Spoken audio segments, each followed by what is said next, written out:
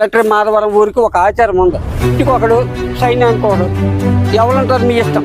ఇద్దరు నాకు 2 కళ్ళు. నాన్న నేను వ్యవసాయం చేసుకుంటాను, తమ్ముడిని మిలిటరీ పంపిద్దాం. నేను ఆర్మీకి వెళ్తాను నాన్న.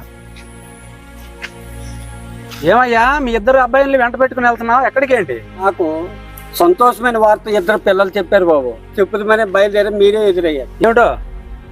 పెద్దోడు మా నారాయణరావు ఇది వ్యవసాయం చేసుకుంటాడట. ఓకే.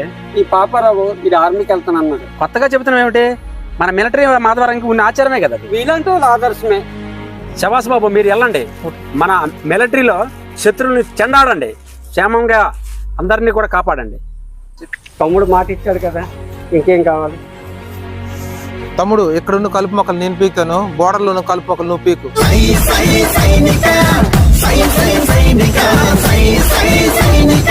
నాన్నను మాత్రం నువ్వు జాగ్రత్తగా చూసుకోవాలి. సరే తమ్ముడు, నాన్నని నేను చూసుకుంటాను, దేశాన్ని నువ్వు చూసుకో. చాలా బాలాజీ గారు అని ఒక డైరెక్టర్ ఒక సినిమా తీశారు మన ఆర్మీ గురించి. నువ్వు వెళ్ళి చూడాలి. మన మిలిటరీ మాధవరం కోసమే తీశారు ఈ సినిమా.